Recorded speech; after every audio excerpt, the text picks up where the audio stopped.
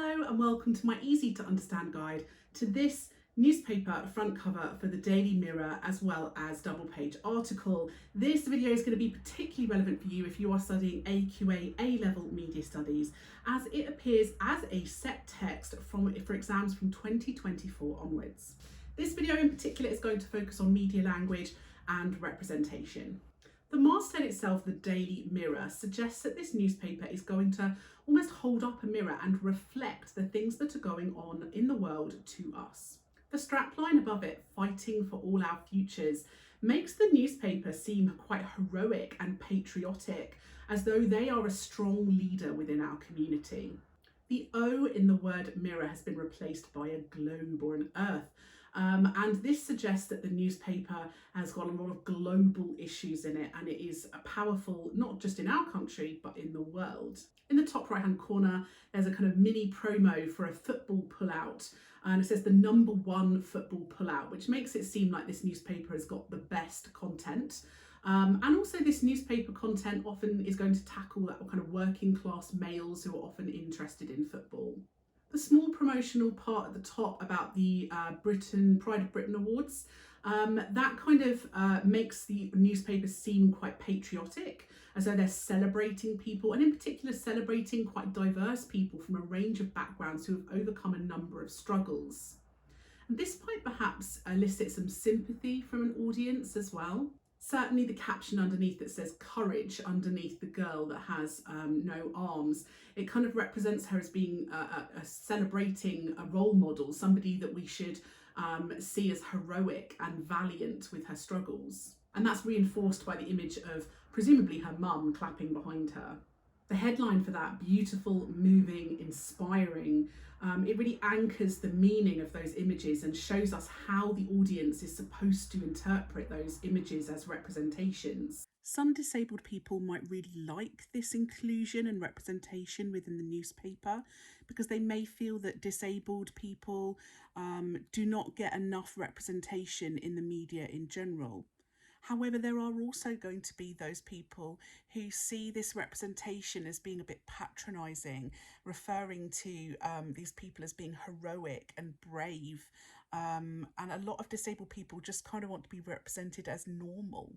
The use of celebrities as presenters for those awards that are also shown in those images really represents the awards as being very important, but also enforces the idea that these people are people that celebrities are applauding, that if they are presenting the awards, then these people must be people that we should look up to and should see as being heroes. The vast majority of the front cover is images, big images that are bold and eye-catching to grab the audience's attention. And there are some big headlines to go with that as well in bold sans serif font. And that's very conventional for tabloids.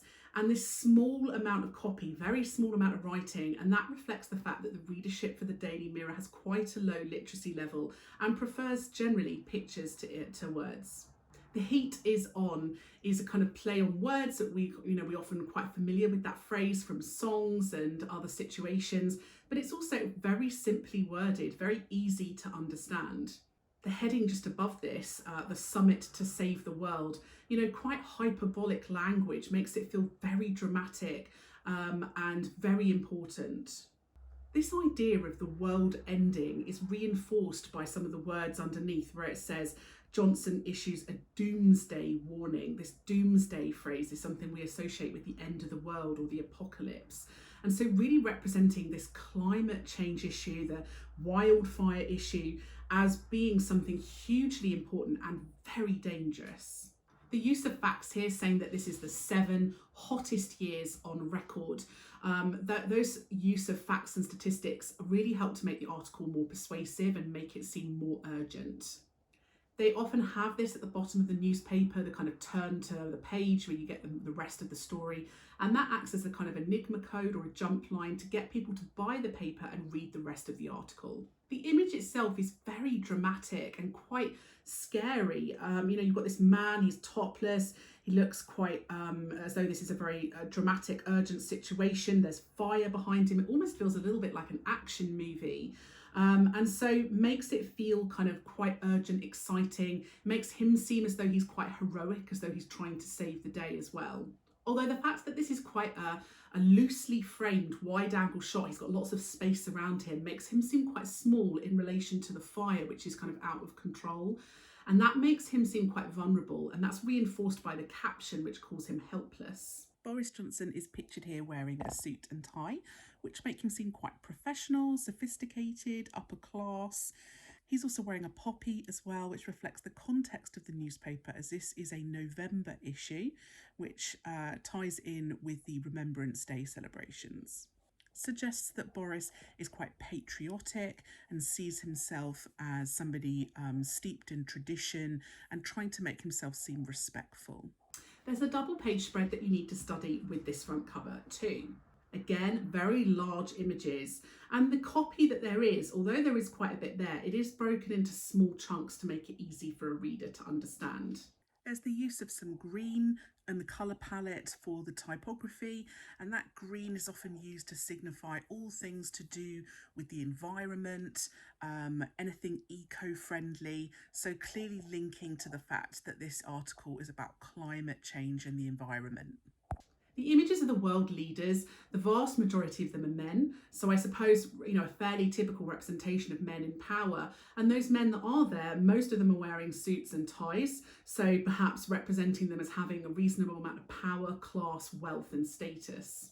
The Indian Prime Minister is not wearing a kind of typical Western suit and tie, is perhaps wearing more typically Indian clothing, and so perhaps representing him as being slightly different or other from the rest of the world leaders. And this might reflect a slightly more kind of post-colonial view of the world, where people from ethnic minority backgrounds are often represented as being different and less powerful than more westernized leaders.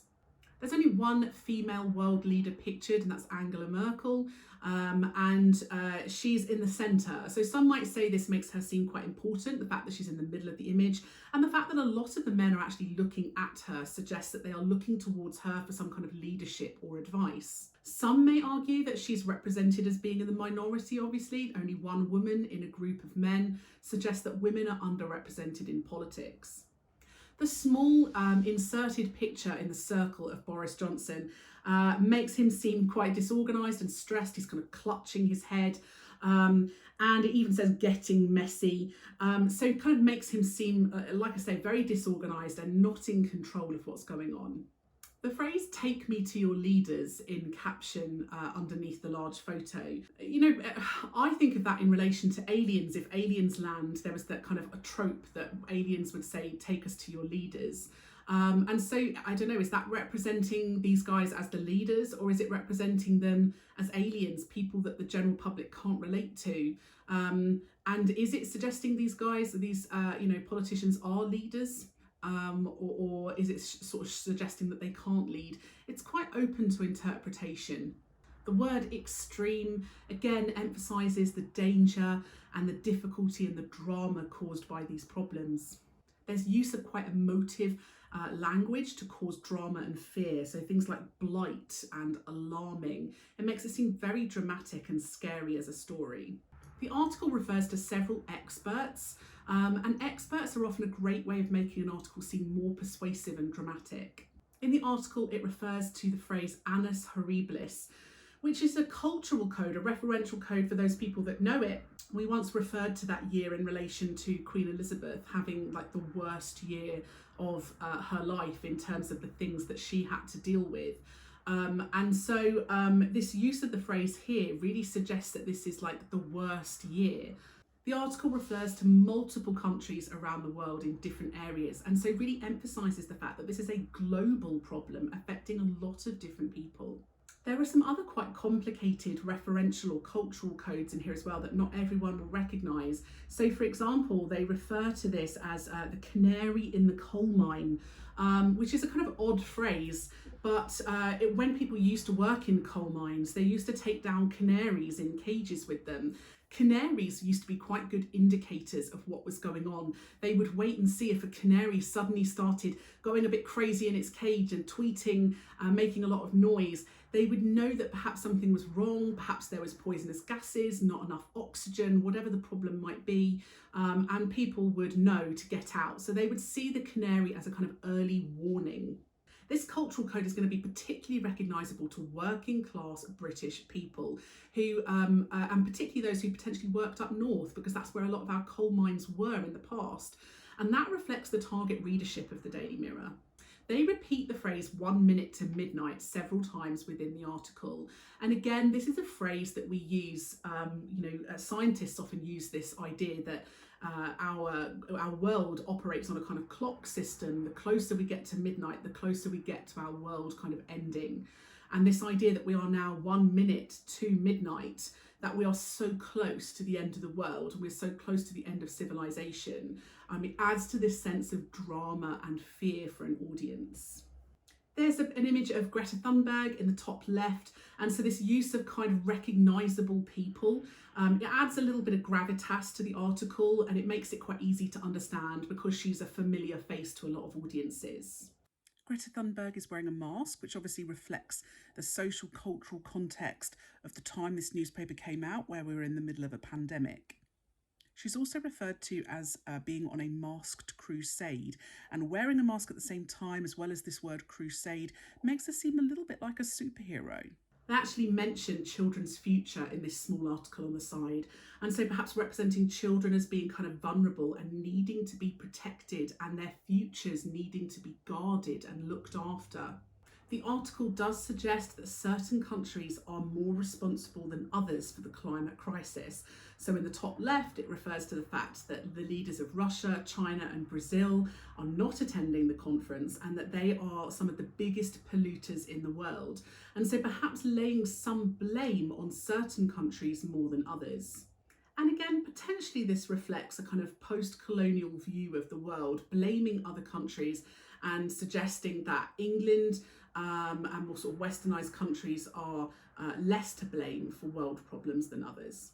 Again, there's a use of a lot of facts and statistics, numbers within the article to try and make it easier for an audience to understand what the effects have actually been of this climate change. There's an article about the aeroplane flights that the MPs and world leaders are taking in order to get to this climate crisis summit. And it explains about how the aeroplane flights are actually having a huge carbon footprint. So it's kind of insinuating that the world leaders are contributing towards the climate crisis that they're going to discuss. It might be representing them in quite a negative way, as though they really either don't know what they're doing or that they don't care. There's another article about Tory MPs on the right and the cars they're driving being very environmentally unfriendly. And these negative representations of MPs in Britain perhaps reflect the Daily Mirror's political standpoint as being quite anti-conservative and more pro-Labour. So that was my easy to understand guide to these set pages from the Daily Mirror. Don't forget to check out my channel for more videos that are going to be relevant to you. And if there are any videos you would like that I don't already have, just leave a little comment below and I'll see what I can do.